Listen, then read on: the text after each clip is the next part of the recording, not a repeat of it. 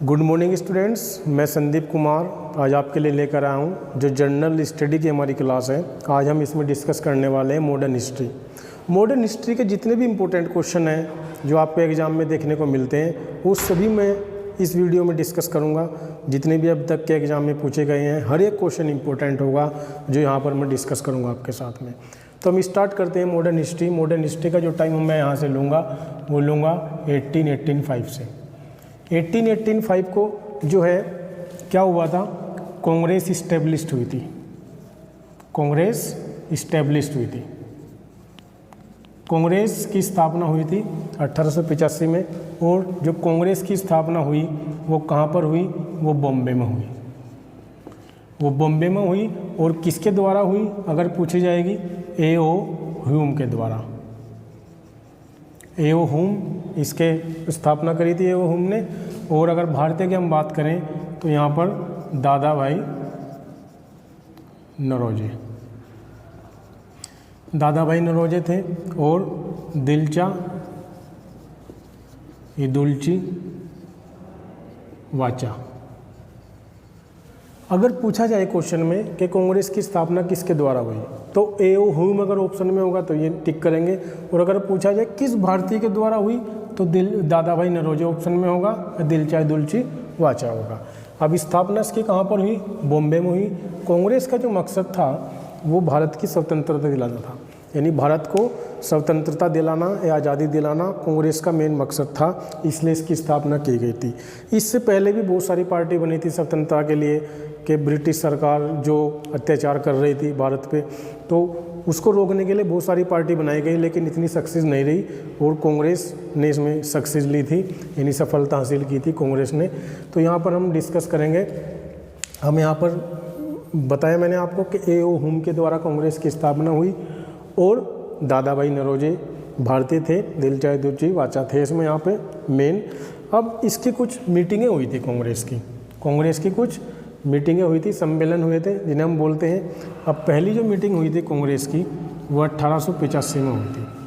ये बॉम्बे के अंदर हुई, 1885 में बॉम्बे के अंदर हुई। इसकी जो अध्यक्षता करी थी वो व्योमेश चंद्र बनर्जी थे, इसकी अध्यक्षता इन्होंने की थी। और 1885 में जो मीटिंग हुई कांग्रेस की वो दूसरी मीटिंग हुई थी, वो कोलकाता में हुई थी। और इसकी जो अध्यक्षता करी थी वो दादा भाई नौरोजी ने की थी, दादा भाई नौरोजी। और एक मीटिंग हुई थी 1886 में, ये मद्रास में हुई थी। इसकी जो अध्यक्षता की थी वो बदरुद्दीन तैयब जी थे, इसकी अध्यक्षता जिन्होंने की। और 1887 में जो मीटिंग हुई वो इलाहाबाद में हुई, जिसको प्रयागराज के नाम से जानते हैं हम। और इसकी जो अध्यक्षता करी थी वो जॉर्ज यूल ने की थी। अब यहाँ से क्वेश्चन बनता है, आपका क्या क्वेश्चन बनता है कि कांग्रेस की जो पहली मीटिंग हुई उसकी अध्यक्षता कहाँ पर हुई, बॉम्बे में हुई। और उसकी अध्यक्षता वो किसने की, व्योमेश चंद्र बनर्जी। कांग्रेस की पहली मीटिंग के अध्यक्ष कौन रहे हुए, व्योमेश चंद्र बनर्जी।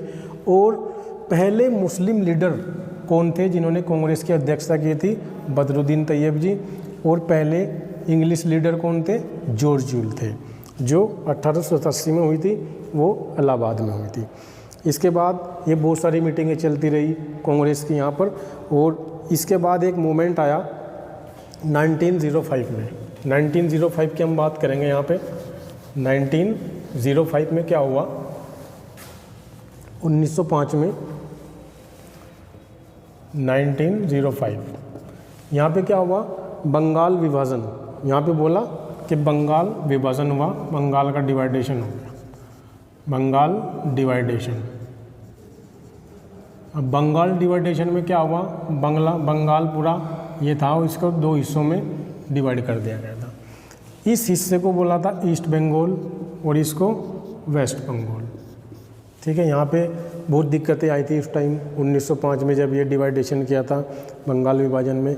इसी टाइम एक लीडर हुआ करते थे बंगाल में, सुरेंद्र नाथ बनर्जी। सुरेंद्र नाथ बनर्जी होते थे। इन्होंने क्या किया, इन्होंने एक स्वदेशी आंदोलन चला। उसके लिए इन्होंने एक मीटिंग की थी, जो कहाँ की थी, टाउन हॉल में एक मीटिंग की थी। ये टाउन हॉल कहाँ पे है, कोलकाता में है। यहाँ पे मीटिंग की थी कि जितनी भी हमारी अंग्रेज़ी चीज़ें हैं, उस टाइम साबुन सरफ का प्रचलन बहुत ज़्यादा चल रहा था, विदेशी चीज़ें यूज हो रही थी। तो इन्होंने कहा था हम कोई भी विदेशी चीज़ यूज नहीं करेंगे, सब स्वदेशी अपनाएंगे। और इसको लेकर इन्होंने मीटिंग की थी और मीटिंग सक्सेस भी रही कुछ टाइम तक। और ये जो है स्वदेशी आंदोलन यहाँ पे चलाया गया था इस टाइम। अब जो है इसके बाद एक मोमेंट आया 1906 में। 1906 में क्या हुआ कि यहाँ पर कुछ लीडरों के द्वारा ऑल इंडिया मुस्लिम लीग की स्थापना हुई।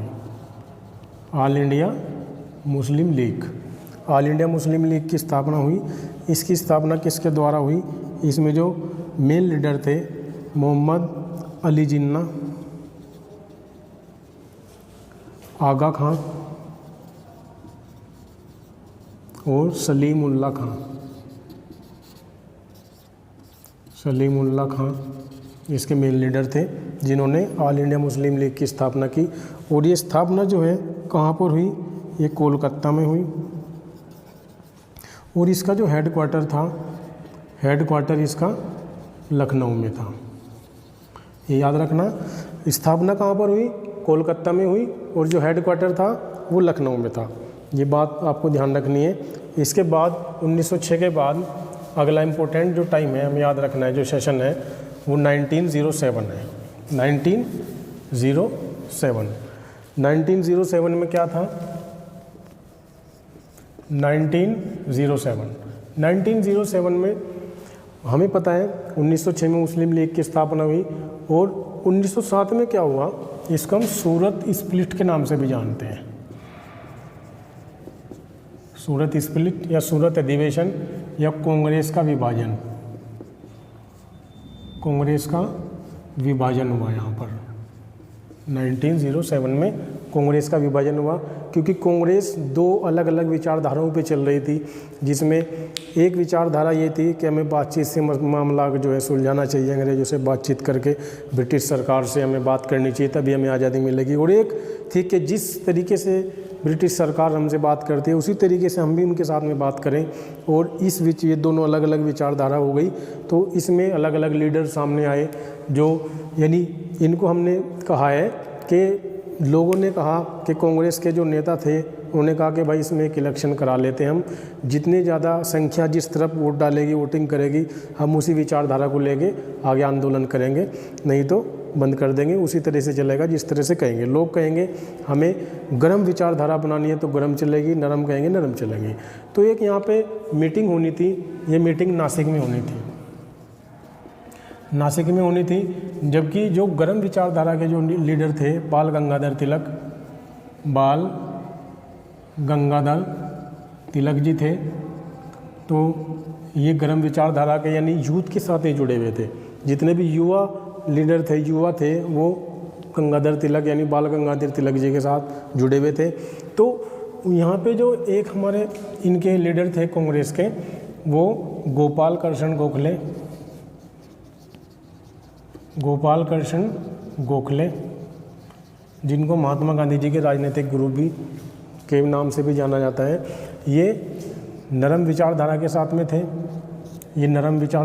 में थे। तो मीटिंग होनी थी नासिक में। तो यहाँ पे पता चला कि भाई बाल गंगाधर तिलक जी को नासिक में बहुत ज़्यादा वोटिंग मिल जाएगी, तो वहाँ ना हो गई मीटिंग, ये सूरत में की गई। और सूरत में भी बाल गंगाधर तिलक जी को बहुत ज़्यादा वोटिंग मिली है। और इस तरह से वहाँ पे देखा, इस तरह से इसमें किया गया काम ये। और इसके साथ में तो यहाँ पे सूरत में भी क्या हुआ, सूरत में भी बहुत ज़्यादा वोटिंग मिलने लगती है बाल गंगाधर तिलक जी को, और वहाँ पर बहुत ज़्यादा कहासुनी होने लगती है, और इस तरह से कांग्रेस का जो है यहाँ पे विभाजन हो जाता है नरम विचारधारा और गर्म विचारधारा के साथ में। जो नरम विचारधारा के साथ में थे वो गोपाल कृष्ण गोखले जी थे, नरम विचारधारा के साथ में, नरम दल जिन्हें बोलते हैं। और जो गर्म विचारधारा, जो गर्म दल में आते थे आपके, वो 3 लीडर आते थे यहाँ पे, इनको बोलते थे इस तरह से कि लाल बाल पाल, लाल बाल पाल 3 लीडर थे, यानी लाला लाजपत राय, लाला लाजपत राय और बाल गंगाधर तिलक, बाल गंगाधर तिलक और बिपिन चंद्र पाल, बिपिन चंद्र पाल। ये अलग अलग विचारधारा के साथ में कांग्रेस जो है अलग हो गई थी इस तरह से। इसके साथ में जो है अंग्रेज़ों को बहुत ज़ोरों शोरों से यहाँ पर जो है क्रांति चल रही थी, अलग अलग दोनों ही पार्टी हो गई थी, क्योंकि 2 भागों में विभाजित हो गई थी कांग्रेस, और दोनों ही अलग अलग उससे काम चल रहा था ज़ोरों शोरों से। तो ब्रिटिश सरकार को ने सोचा कि नया कुछ हमें अब करना चाहिए, तो ब्रिटिश सरकार ने क्या किया, यहाँ पर इम्पोर्टेंट सेशन जो होगा 1909 होगा। 1909 में क्या हुआ, ब्रिटिश सरकार ने मार्लो मिंटो बिल लेकर आए, मार्लो मिंटो बिल। अब मार्लो मिंटो बिल में क्या हुआ कि जिस तरह से लीडर जो है निकल के आ रहे थे, वहाँ पर उन्होंने कहा कि हम तुम्हारी सुनेंगे, यानी जिस इलाके में भी जो भी लीडर थे उन्होंने कहा है कि उस इलाके में क्या करेंगे, हम एक लीडर उतारेंगे। लीडर वो उतारेंगे जैसे कि ये कोई इलाका है, ये कोई एरिया है, यहाँ पर हिंदू ज़्यादा है, यहाँ पर हिंदू बहुल इलाका है, तो हिंदू बहुल इलाके से जो लीडर निकला है वो हिंदू ही लीडर यहाँ पे इलेक्शन लड़ेगा। और जो मुस्लिम बहुल इलाका है यहाँ पे, ये मुस्लिम बहुल इलाका है, यहाँ से मुस्लिम ही लीडर निकलेगा, उसको हमने निकाला। अब यहाँ क्या हुआ, यहाँ से एक चीज़ दिमाग में बैठ जाती है लोगों के कि जैसे यहाँ पे हिंदू ज़्यादा हैं थे, मुस्लिम है, मुस्लिम बहुत कम है। तो मुस्लिम जो कम थे उन्होंने सोचा कि हिंदू लीडर है तो वो हिंदू हमारा कोई विकास नहीं करेंगे, वहाँ पे हिंदू लीडर हिंदू की बात करेंगे, हिंदू एरिया को डेवलप करने की बात करेंगे। वो मुस्लिम लीडर जो मुस्लिम इलाके में है वो मुस्लिम इलाके को डेवलप करने की बात करेंगे। और जो यहाँ के हिंदू थे उनके दिमाग में भी यही बात घुस गई कि हमारा यहाँ पे विकास नहीं होगा। इसी बात से यहीं से जन्म हो गया था चीज़ का, जो पाकिस्तान की डिमांड यहाँ से की गई थी। ठीक है, यहीं से पाकिस्तान शब्द का जन्म हुआ। ठीक है, जिसकी डिमांड जो है अली जिन्ना के द्वारा रखी गई। ठीक है, और ये कांग्रेस जो ब्रिटिश सरकार है इसमें कामयाब भी रही थी। यहीं से इसी का बीज बोया गया था पाकिस्तान की डिमांड को लेकर। तो 1909 में ये मार्लो मिल्टो बिल था। यहाँ पर 2 थे ये शासक थे, लॉर्ड मार्टे, लॉर्ड मिल्टो। ठीक है, उस टाइम लॉर्ड मार्ले और लॉर्ड मिल्टो थे। ये लॉर्ड अपने आगे लगवाते थे कि लॉर्ड मार्लो और लॉर्ड मिल्टो 2 ब्रिटिश ऑफिसर आए थे इंडिया में उस टाइम। अब क्या इसके बाद क्या है, 1909 के बाद जो इम्पोर्टेंट है, 1909 के बाद है 1911। 1909 के बाद जो इम्पोर्टेंट है, 1909 के बाद 1911 इम्पोर्टेंट है। 1911 को किस नाम से रखा गया, 1911 में क्या हुआ था, 1911 दिल्ली दरबार के नाम से जाना जाता है। 1911 में क्या हुआ था, दिल्ली दरबार में क्या हुआ था कि ब्रिटिश सरकार पहले से चल रही थी, ये इंडिया था, यहाँ पे बंगाल था, बंगाल का इन्होंने विभाजन कर दिया था 1905 में 2 हिस्सों में। तो अब दिक्कत हो रही थी, तो उन्होंने सोचा कि अगर हम दिल्ली आ जाएं तो राजस्थान हमारे पास होगा और महाराष्ट्र भी पास होगा, इधर से हमारा सेंटर जो है मध्य भारत भी साथ में होगा, और ये हमारा यूपी बिहार भी साथ में होगा, नॉर्थ जितना हमारा जम्मू एंड कश्मीर है वो भी पास में रहेगा। तो उन्होंने सोचा हम दिल्ली को ही अपनी राजधानी बना लें। तो जो 1911 का जो दिल्ली दरबार बना था, वहाँ पर क्या डिसाइड हुआ कि दिल्ली जो है राजधानी बना, दिल्ली राजधानी बना 1911 में। और यहाँ पर जो पेश हुआ, यहाँ पर ही पहली बार रविंद्रनाथ टैगोर जी ने नेशनल एंथम गाया है, यानी राष्ट्रगान गाया था, जिसकी वजह से रविंद्रनाथ टैगोर जी को नाइटहुड की उपाधि दी गई, नाइटहुड की उपाधि दी गई थी, नाइटहुड की उपाधि दी गई थी। अब यहाँ पे ब्रिटिश सरकार ने क्या किया ब्रिटिश सरकार ने यहाँ पे एक बात और कही थी कि हमने जो 1905 में डिवाइडेशन किया था बंगाल का, हम उसको बंद कर रहे हैं और अब हम जो हमारा वेस्ट बंगाल है, यानी बंगाल है जो हमारा वेस्ट बंगाल है, इसको दो भागों में डिवाइड कर रहे हैं, एक ऊपर की तरफ बिहार और नीचे की तरफ उड़ीसा, इनको दो भागों में डिवाइड कर रहे हैं और उसको हम अब रिवोक कर रहे हैं, यानी वापस ले रहे हैं। अब ऐसा होता नहीं है जे अब जब डिवाइडेशन हुआ था तो लोग इधर के उधर गए थे, जब बंगाल दो भागों में विभाजित हुआ था, ईस्ट बंगाल वेस्ट बंगाल, जो वेस्ट बंगाल जो है बन के क्या हुआ था, ढाका बन गया था और ईस्ट बंगाल को कलकत्ता कहा गया था, यानी ईस्ट बंगाल हमारा ढाका था, वेस्ट बंगाल कोलकाता में, यानी दो हिस्सों में बन गया था। और ये इन्होंने फिर बाद में बात कही कि दो भागों में बंगाल को हम फिर डिवाइड करेंगे, ऊपर वाले पोर्शन को बिहार में और नीचे वाले को उड़ीसा में, इस तरह से। अब यहाँ पे जो दिल्ली दरबार सजा था, इस दिल्ली दरबार में जो है अध्यक्ष कौन आए थे बन के, ये आपके आए थे जॉर्ज फिफ्थ, ये जॉर्ज फिफ्थ आए थे और रानी मैरी, इसमें ये मेन अध्यक्ष थे जॉर्ज फिफ्थ और रानी मैरी। यहाँ पर ये भी आपको बात ध्यान रखनी है कि 1911 में जब दिल्ली दरबार हुआ तो वहाँ पर कौन कौन थे, जॉर्ज फिफ्थ थे और रानी मैरी थी। और रविंद्रनाथ टैगोर जी ने यहाँ पहली बार राष्ट्रगान गाया था, जिसकी वजह से उन्हें जो है नाइटहुड की उपाधि दी गई थी और यहीं पे राजधानी दिल्ली को बना दिया गया था भारत की, इस तरह से। इसके बाद फिर 1911 के बाद 1913 हमारे लिए इम्पोर्टेंट है। 1913 में क्या हुआ,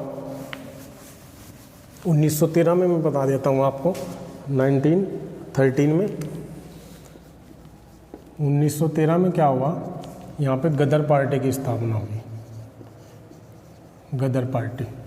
अब गदर पार्टी का मकसद क्या था, गदर पार्टी का मकसद था कि जितने भी आंदोलन हमारे चल रहे थे उनको कुछ पैसे की ज़रूरत थी, कुछ सपोर्ट की ज़रूरत थी, कुछ पब्लिसिटी की ज़रूरत थी, तो गदर पार्टी जो है सैन फ्रांसिस्को में ये हुई, सैन फ्रांसिस्को जो अमेरिका में है, अमेरिका में ये पार्टी हुई। ये हमारा जो है ये पार्टी चली थी और इसकी जो स्थापना हुई थी किसके द्वारा चली थी, लाला हरदयाल,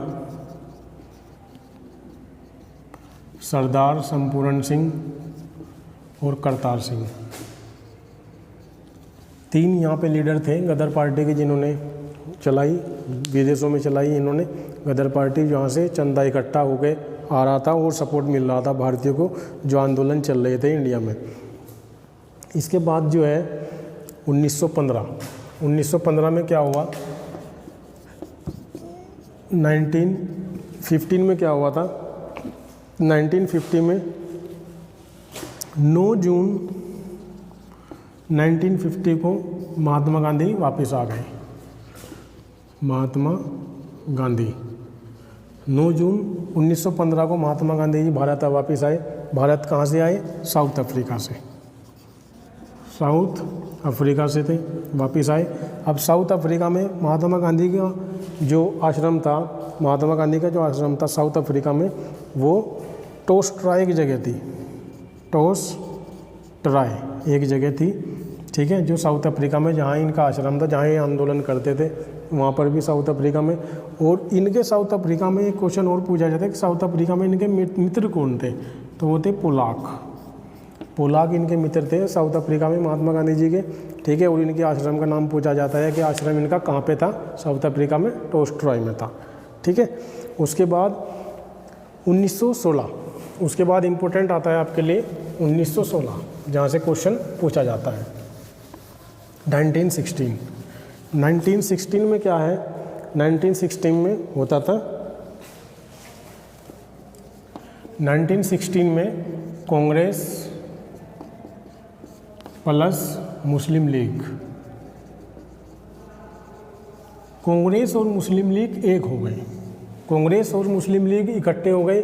इकट्ठे किसकी वजह से हुए, बाल गंगाधर तिलक जी की वजह से, बाल गंगाधर तिलक, बाल गंगाधर तिलक जी ने क्या किया कि भाई हम तो गरम दल के हैं, हम कांग्रेस के साथ मिल नहीं सकते, तो उन्होंने मुस्लिम लीग और कांग्रेस को इकट्ठा करा, जिससे और ज़्यादा मजबूती आएगी, आंदोलन जोरों शोरों पे चलेगा।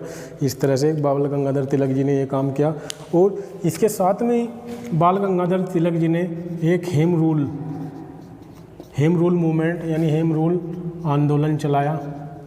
हेम रूल आंदोलन पुणे में जो चला वो किसके द्वारा चला? वो भी बाल गंगाधर तिलक जी के द्वारा चला। और एक हेम रूल मूवमेंट, जब हेम रूल आंदोलन चला था मद्रास में, तो मद्रास में ये एनी बेसेंट के द्वारा चला। एनी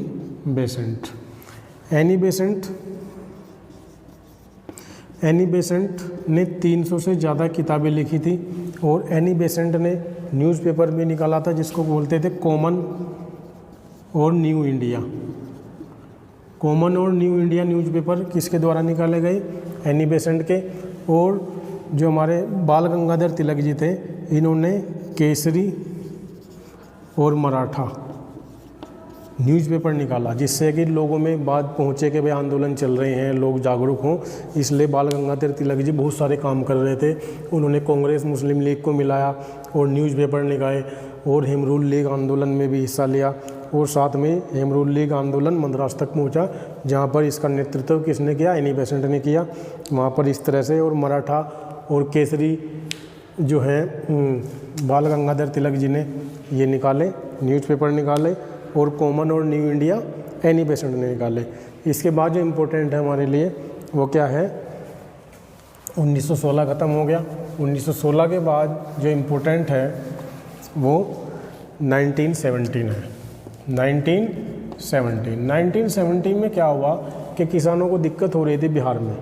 किसानों को बिहार में दिक्कत हो रही थी, तो बिहार में क्या हुआ? आर के शुक्ला जी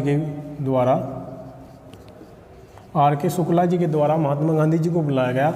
वहाँ पर बिहार में चंपारण आंदोलन चलाया गया।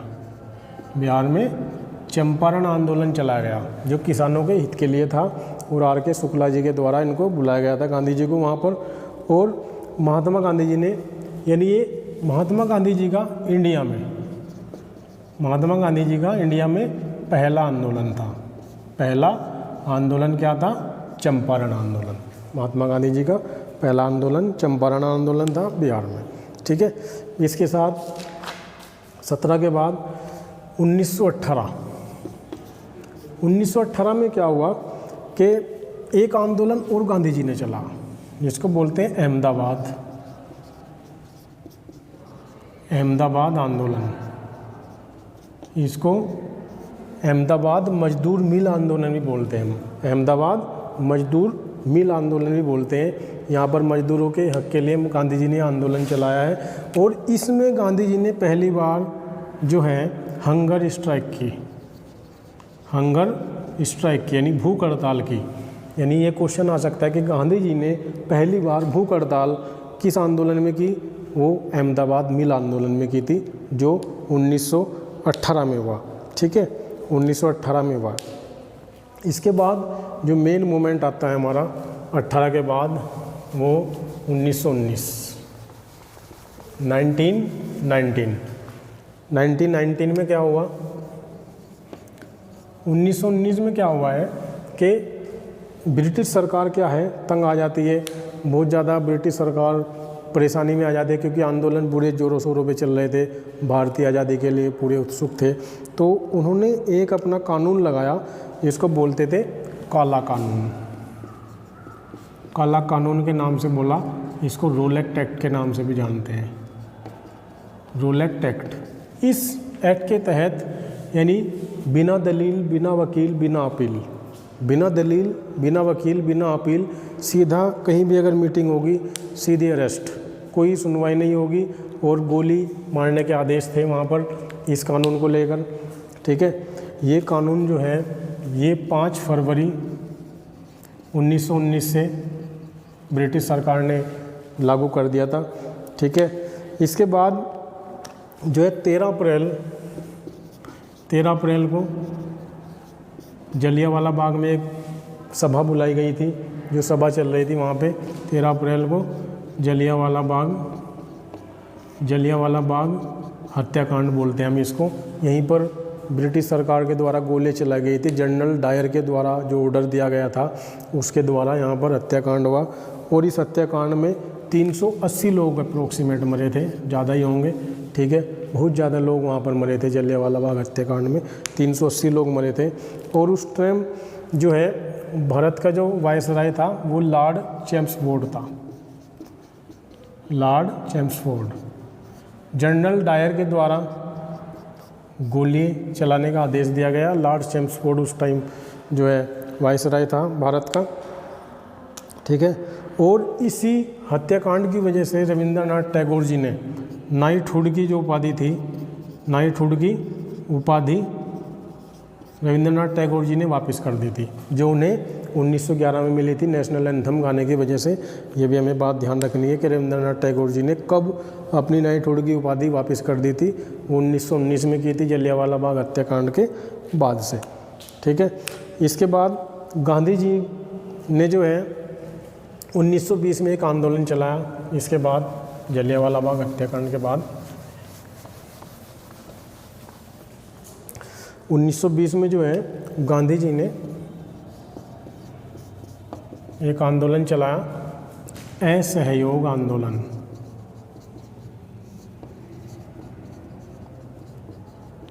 असहयोग आंदोलन, असहयोग आंदोलन का मीन्स ये था कि स्वदेशी आंदोलन, यानी हम कोई भी विदेशी चीज़ यहाँ पर यूज नहीं करेंगे। जितनी भी विदेश की चीज़ें थी, हम अंग्रेज़ों के द्वारा बनाई हुई जो चीज़ें हम उनको नहीं यूज करेंगे और अपने देश की चीज़ें ही हम यहाँ पर यूज करेंगे। इसमें बहुत दिनों तक ये आंदोलन चला भी है, ठीक है। और इसी में क्या हुआ था, यानी 1920 में ही गांधी जी ने केसरे हिंद की उपाधि, केसरे हिंद की उपाधि वापस कर दी थी। जो 1919 में जो जलियांवाला बाग हत्याकांड हुआ था उसके बाद फिर ये आंदोलन इन्होंने स्टार्ट किया था गांधी जी ने, ठीक है। इस तरह के बहुत सारे, यानी ब्रिटेन की रानी द्वारा इन्हें दिया गया था ये जो केसरे हिंद की उपाधि दी गई थी, ब्रिटेन की रानी थी उनके द्वारा इन्हें ये उपाधि दी गई थी। तो हमने 1885 से 1920 तक सेशन के जो इम्पोर्टेंट क्वेश्चन है वो हमने डिस्कस किए हैं। नेक्स्ट पार्ट में मिलेंगे और इम्पोर्टेंट क्वेश्चन, यानी 1920 के बाद मूवमेंट जो रहे, जितने भी रहे, उनको हम डिस्कस करेंगे। तो नेक्स्ट वीडियो में मिलते हैं। Okay students, thank you.